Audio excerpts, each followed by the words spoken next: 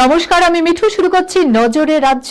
হাসপাতাল সময় অসময় সব সময় আমাদের পরিষেবা modular OT, paediatric surgery, plastic surgery, general surgery, neuro surgery, urology, gastroenterology, gynaecology, orthopaedic, ENT, chest সমস্ত অভিজ্ঞ চিকিৎসকদের দ্বারা চিকিৎসা করা হয়।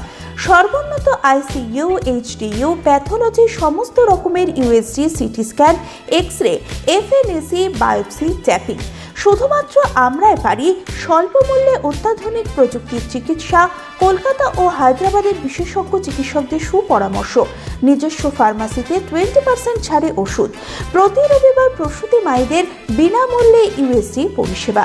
ঠিকানা লেক ভিউ হাসপাতাল, লালদিঘি মোহনা বাসস্ট্যান্ডের পিছনে, বহরমপুর, মুর্শিদাবাদ।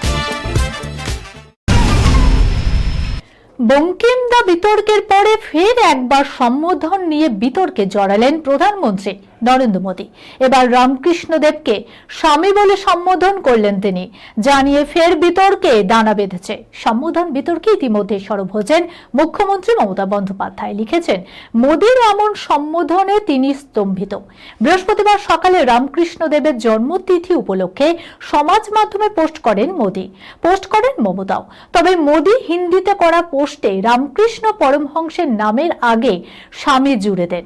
প্রধানমন্ত্রী লেখেন, স্বামী রামকৃষ্ণ পরমহংসের জন্মবার্ষিকীতে তাকে শ্রদ্ধা জানায়, কিন্তু বাদ সাধে মোদীর সম্বোধনকে নিয়ে। এর আগে সংসদ ভবনে বক্তৃতার সময়ে বঙ্কিমচন্দ্র চট্টোপাধ্যায়কে বঙ্কিমদা বলে সম্বোধন করেছিলেন প্রধানমন্ত্রী। তা নিয়ে বিতর্ক হয়েছিল বিস্তর। এবার রামকৃষ্ণ দেবের নামের আগে স্বামী উপসর্গ জুড়ে ফের বাঙালি মনীষীদের সম্বোধনে বিতর্কে জড়ালেন প্রধানমন্ত্রী। অপেক্ষার অবসান। নিজের 50তম ছবি বাইক অ্যাম্বুলেন্স দাদার শুটিং শুরু করলেন প্রযোজক অভিনেতা দেব। রবিবার নিজেই সোশ্যাল মিডিয়ায় ছবি পোস্ট করে সুখবর জানিয়েছেন তারকা সাংসদ। একগুচ্ছ ছবি সোশ্যাল মিডিয়ায় পোস্ট করে ক্যাপশনে দেব লেখেন, নতুন যাত্রা, নতুন শুরু। সেখানেই দেখা গিয়েছিল বাইক অ্যাম্বুলেন্স দাদা ছবির পোস্টার। দেবের ওই পোস্টে বরাবরের মতোই উপচে পড়েছে অনুরাগীদের মন্তব্য।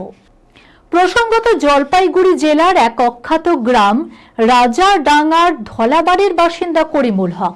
তিনি অ্যাম্বুলেন্স দাদা নামেই পরিচিত। শহর থেকে বহু দূরে প্রান্তিক এলাকার বাসিন্দাদের চিকিৎসার প্রয়োজনে নিজের বাইককেই অ্যাম্বুলেন্সের মতো ব্যবহার করেন করিমুল। এভাবেই বছরের পর বছর তিনি সমাজ সেবা করে চলেছেন। স্বীকৃতি হিসাবে 2017 সালে পদ্মশ্রী সম্মান তুলে দেওয়া হয় তার হাতে। 2020 সালে শোনা গিয়েছিল তার বায়োপিক তৈরি হবে বলিউডে।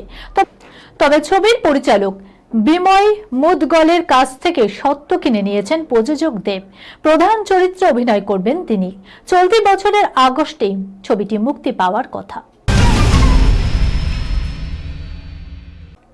মার্চ এপ্রিলে পুরুলিয়ায় বিপুল সংখ্যক পর্যটকের কথা মাথায় রেখে 6টি দপ্তরকে নিয়ে সমন্বয় বৈঠক করেছে বন দপ্তর।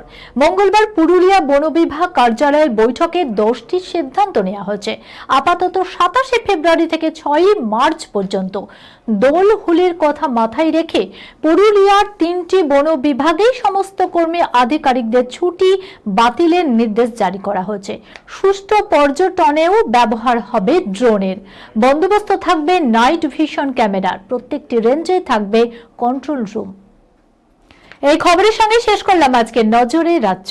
আপনারা দেখছেন টিভি 24 বাংলা। সংবাদ বিনোদন সারাদিন সারাক্ষণ।